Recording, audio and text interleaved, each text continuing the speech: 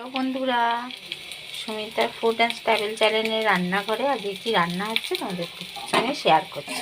আমি করে নিচ্ছি আজকে ডিমের ঝোল। তো ডিম আলু সেদ্ধ করে ভাজা হয়ে গেছে, এবার এগুলোকে নামিয়ে নেব। এগুলোকে নামিয়ে নিয়ে কড়া বসিয়ে দিলাম। এবার কড়ার মধ্যে তেল দিয়ে দেব।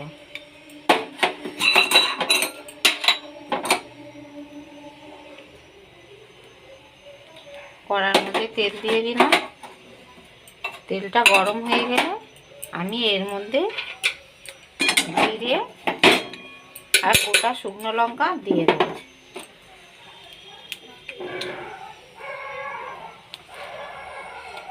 এই গোটা জিরে দিয়ে দিলাম।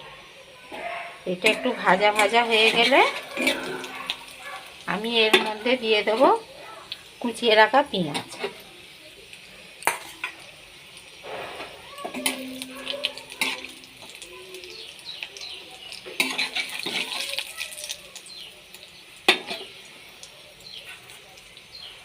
এই যে কুচিয়ে রাখা পেঁয়াজগুলো দিয়ে দিলাম।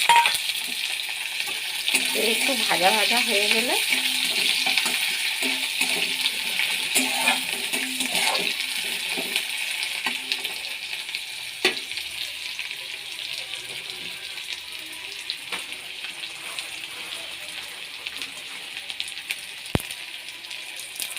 দিয়ে দেবো একটা তেজপাতা।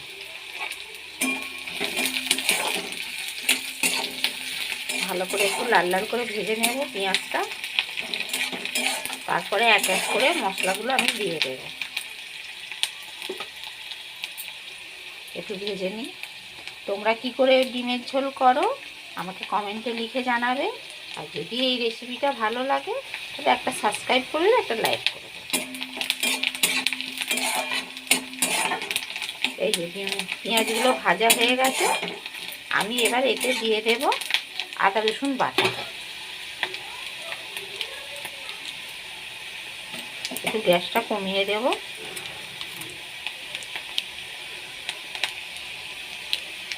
আমি আদা রসুন বাটা দিয়ে দিলাম।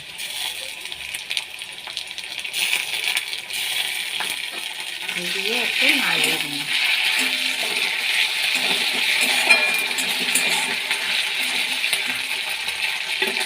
তারপরে দিয়ে দেব হলুদ গুঁড়ো।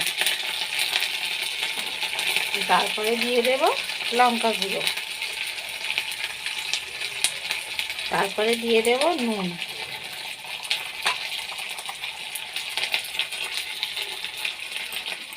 দিয়ে একটু কষিয়ে নেব মশলাটা।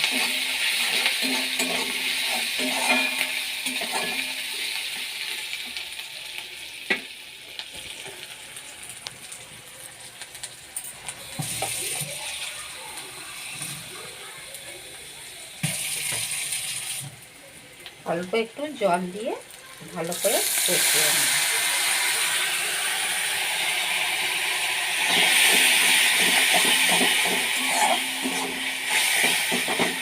এই দেখো তেল ছেড়ে গেছে, ভালো করে কষিয়ে নিলাম।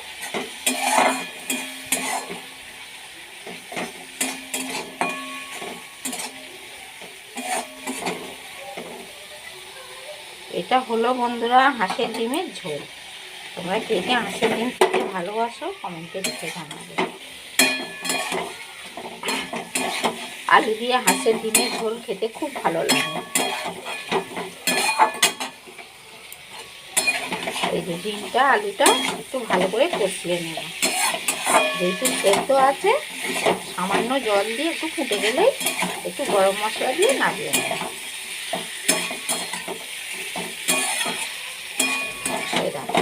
তেল ছেড়ে গেছে, আলুগুলো দেখো ভেঙে যাচ্ছে। ঠিক আছে, এই একটুখানি সামান্য কষিয়ে নেবো, নিয়ে আর জল ঢেলে দেবো। তারপরে এতে ধনে পাতা গরম মশলা দিয়ে নামিয়ে নেব।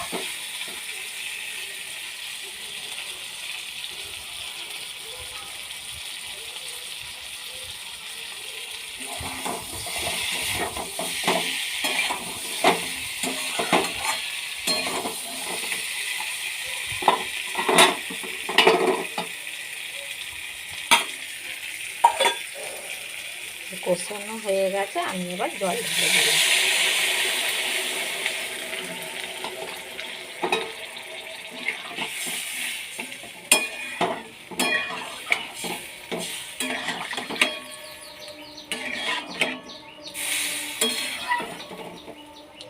ভালো করে ফুটে গেলে আমি নামিয়ে নেব।